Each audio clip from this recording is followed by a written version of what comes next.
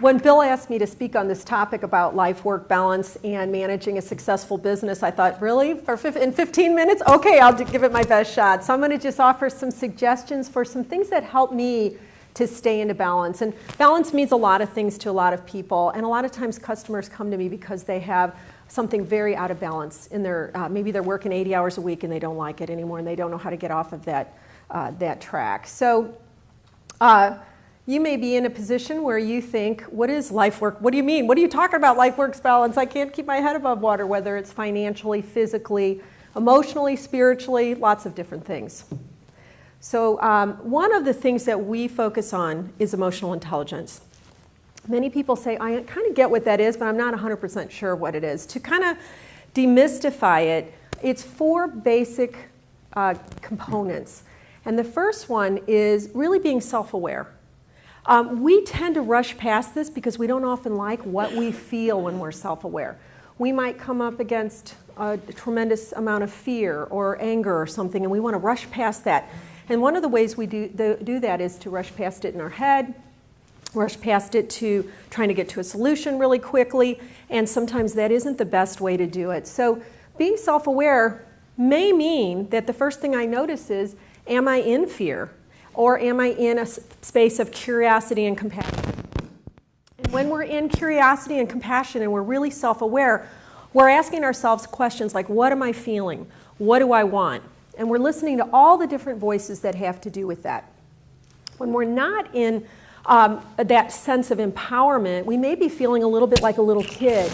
And we'll hear ourselves saying things like, I have to, I need to, I ought to, I should, I can't. And those are really good indicators for us to recognize when something's out of whack in our life. Just even listening to our language and listening to the way our bodies feel, that sort of thing. This is a scene from one of my favorite movies. It's called How Do You Know? And this is a scene with Reese Witherspoon. She was a semi-pro baseball player, and she gets cut from the team, and she's trying to decide whether she wants to go see this psychiatrist. And she gets there and decides that she doesn't want to be there, and this is what happens. So it is simple. It's simpler than you know to know what you're feeling and what you want. You have to take a breath. Sometimes it's nanoseconds where a whole array of voices are going through your mind. But if you don't slow down, you won't access the deepest voices, which are your wisdom. And so after self-awareness is being able to manage yourself, being able to go to that next step of not only knowing what I feel and what I want, but how do I actually learn to ask for it, like he says in that little clip. It also means that you're managing your mood, you're managing how you want to experience life, you're managing whether you live in purpose or not. Are you optimistic, or do you have a bad attitude? Are you in the crabitude, somebody said one time. And it's also, deciding if I'm going to choose happiness. Am I going to choose some things what am I going to do to help myself be encouraged and to be self-motivated? What is it that is in the way of me taking the actions in my life that I want to take? Then the third one is really being able to be aware of other people. And so that, or you could just say, I don't want to hear, I don't want to see, I don't want to know. Many people, you can think about the consequences when people aren't self-aware and they aren't self-managing and they aren't aware of other people. It's kind of like a bull in the china shop. And they're doing things that are cause and effect that they're not paying attention to. As opposed to really knowing how to do exchanges with people and really see and understand what's going on in other people. And then the fourth step, and these do have to happen in this order, it's just not possible otherwise, and that is to be able to manage relationships well. To be either part of the problem or part of the solution. Be collaborative, learn how to really read the politics, be an influence in life instead of being at the mercy or the victim of life, that sort of thing. So I want to ask you guys some questions. Knowing that part of what helps us to be in balance is to really be able to know what we feel and what we think. What's the most important relationship for us to manage? Anybody, just yell it out. Ourselves, right, absolutely. We kind of just talked about that self-awareness, that self-management. Now that requires about 1/3 of our time. Because, like, for example, I'm going to Dan about my health concerns. It takes time out of my schedule. I have to take time to, record what I'm eating and to, take some time to exercise. There's lots of places where we need to manage ourselves that we want to invest the time and the resources to do that. So let's say you've done that really well, and you want to live a life of balance, and you want to live a life that's fearless. What's the next most important relationship for you to have a handle on in order to do that? What do you guys think? Go ahead and yell it out. Anybody? No. Your spouse? Anybody else? Relationship with God. Relationship with God. Anybody else? You're a little bit on track on this one. It's actually any issues that you have with authority. Because if you want to be a leader in your own life, which is what you have to do to be able to be in balance, you have to work through the places that you're fearful around authority. Sometimes authority could be actual bosses. It could be the IRS. It could be your customers. Maybe an authority figure in your life that you're afraid of. And so if you can't speak the truth, if you can't ask for what you want, if you can't feel fearless with that, it's going to affect your ability to be your own person. And that should take about 1/4 of your time, just working through all of that. Let's say you've got those two things handled. What's the next relationship that's most important for you to be able to manage effectively, to be effective in your own life, to be a leader in your own life? What do you think? Peers, yes, absolutely. It's the people that maybe they don't have any power over you, but they can sure make your life miserable, right? And that should take about 1/4 of your time. Making sure that you have all that in place. And when you think through your life, you might be thinking of some things, well, I don't have that worked out. Well, yeah, that authority figure, I don't have it worked out. So 83% of the time, the work that you need to do to be in life-work balance is really in your own yard. So if you want to have a life of balance, if you want to be fearless, this is one of my favorite sayings, you want to mind your own business. Like at Colby Co., where Eric is from, they have it on the wall somewhere, stay in your own yard, mind your own business. So one of the ways we mind our own business is to really pay attention to whether we are in a state of empowerment. We always have power. We always have choices, but there are times that we think in our mind that we don't have choices. And we call this other-directed. And other-directed doesn't mean I'm like Mother Teresa, where I'm all about others. That's why we put a little pole through her head.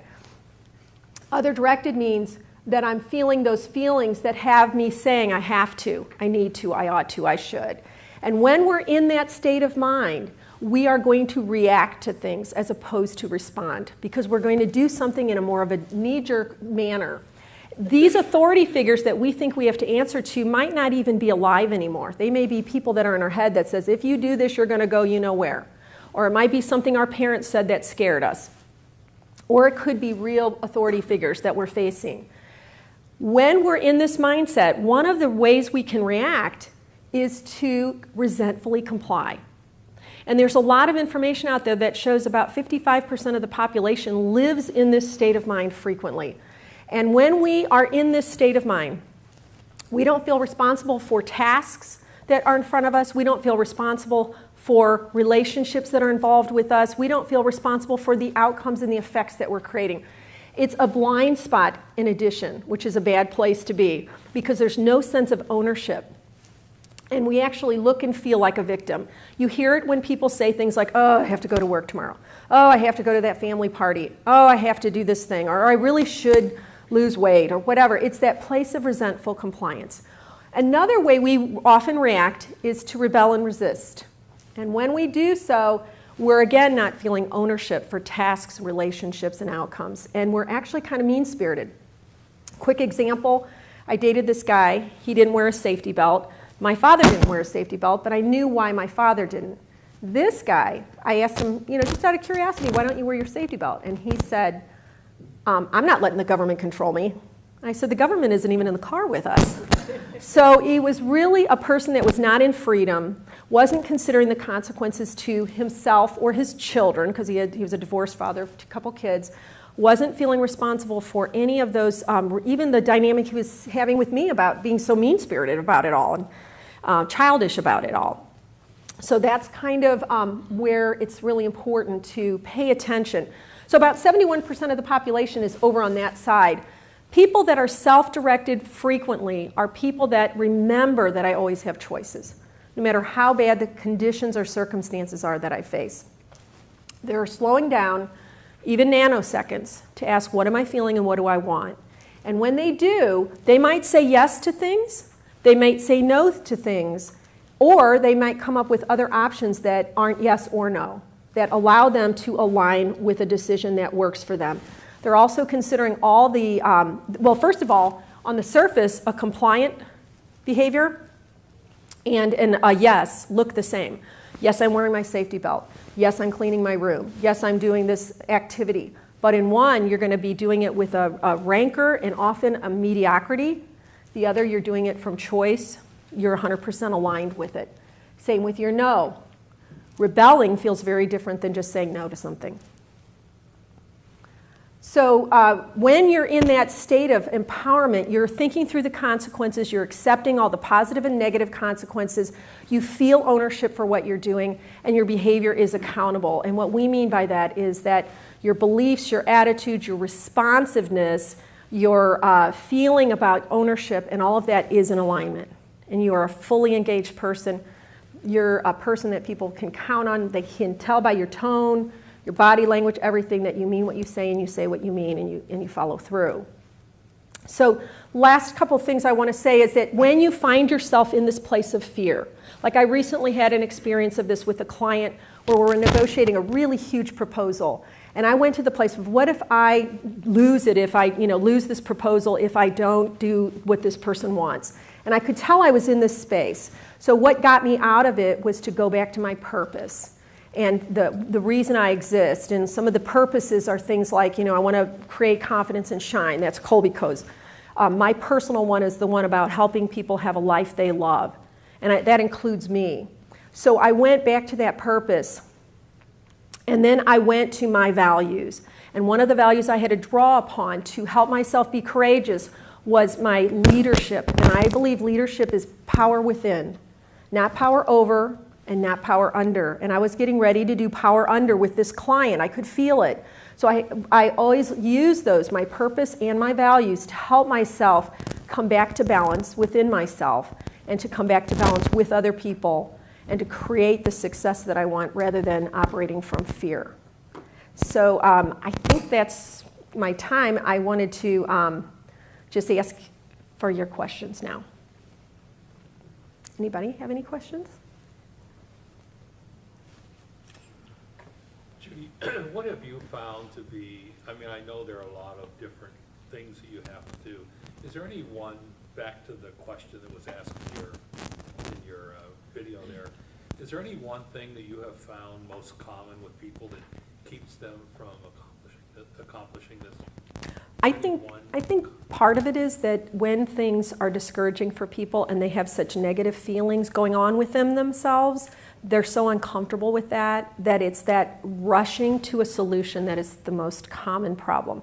I would say people just need to be master being in your own skin when you're uncomfortable with compassion and curiosity. If people would just do that, and see, a lot of times when I'm working with somebody, they don't want to stay there because they feel ashamed, they feel guilty, they feel wrong, they feel, a lot of fear comes up. And so it's really about mastering me being with what's there. And then the wisdom that's there arises naturally. And sometimes it just takes a couple seconds. Anybody else have any? Yes? You talked about your personal values and how they affect leadership. Yes. Do those personal values that you use when referencing like leadership in a business setting, do you think that they are exactly the same as just your personal values for life in general, or somehow different? It's usually a combination of both. So for me, my work and my personal purpose is the same. In my work, I want to create a world where people love their lives. So I define my core values as how do I have to be and behave in order to have a life that I love and to help others have a life that they love. And so those are very unique to me, like friendship is one of mine, surrender to God is one of mine. One of mine, though, is leadership, courage, determination. So facing this client where I was scared, I had to draw upon, this is the kind of person that I'm going to show up to be no matter what happens. as opposed to getting caught up in the fear and then saying, well, I really should lower my price, Dale, or I really should compromise something that I didn't want to compromise. So your values are always defined after you know your purpose, so that they help you to achieve what you want to really be causing. I hope that answers it. Yes? This is so fascinating. Thank you. And Oh, I'm just thank you. Curious more about these inner voices and battling. Do you have any thoughts on helping people identify when it's a fear, scoldy voice as opposed to a wisdom voice? I think most of the time we can actually feel that, and the way that I tell people to deal with that is to imagine that your fears are just right there at your front door. You let them in. Come on in. You don't say anything to them. You don't try to change them. But what happens is as you listen to them, oh gosh, what if I lose this deal? Oh gosh, what if I do it wrong? Oh gosh, and all that's coming up. You'll also start hearing these other voices if you don't run away from yourself. Like, hey, you've done this before. You know you can handle this. Oh, this is the kind of leader you like being. And so that's why you want to stay with it. It's not about changing it. In fact, don't do anything to try to change it. Be with whatever is there, because the deepest part of you is your wisdom, and it's there. Thank you. That's it.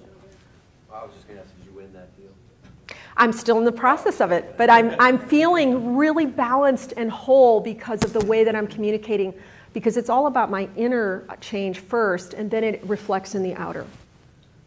Thank you. Anybody else? Okay. Good deal. Thank you, Judy. Thanks.